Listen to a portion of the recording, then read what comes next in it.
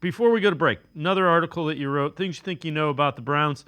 Myles Garrett speaking with a newfound sense of urgency. Cedric Tillman gains an edge in the wide receiver competition. And Bucky Brooks, an assessment of why Cooper could break NFL records in the Browns' 2024 offense. So take us through a couple of those quickly.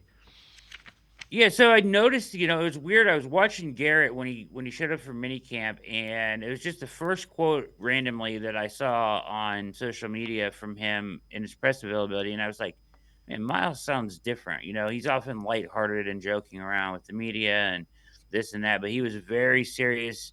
He was talking about new focus, the opportunity they have, not talking about individual accolades. He's talking about the city, this team, the opportunity.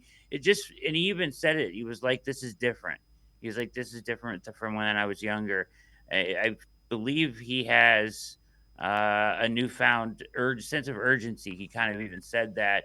He was like, "More leadership, more work, more everything," in a bunch of his quotes, which were really more pointed than he usually gets at this time of year, right? So I thought that was interesting that he came in with what appears to be a newfound sense of urgency, or at least one where he realizes, like, hey, this it's time to, if we want to win big, we got to do it now.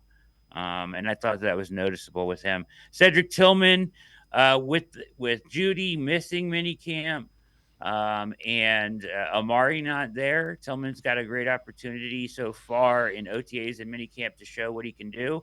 And he got high praise from Stefanski, high praise from Watson. I guess he didn't miss one day of the offseason program. He looks bigger in his upper body. He's definitely been working. He looks fast. He looks strong. He's expanded his route tree, which was basically nothing coming from Tennessee. So the guy's worked hard, and I believe he does have an edge on the other guys vying for that fourth spot in the wide receiver room. Yeah, and then Uh, Bucky Brooks listed Amari Cooper as a guy that could break Calvin Johnson. I think he had five of them, and Cooper was fifth. Could break Calvin yeah, it's a Johnson's weird receiving mark. list. Yeah, it was very weird. So the number for Calvin Johnson is 1964, and Hill has been close, right? 1,700 back-to-back years, which makes sense. Tyreek Hill. Then they had Amon-Ra St. Brown, Justin Jefferson, sure. Threw in George Pickens at fourth, which I didn't get that at all. And then they threw in Cooper, and they mentioned the offense and opening up the offense and everything. And I do think it's going to be opened up, Dave. We already talked about that, and they're going to throw it more.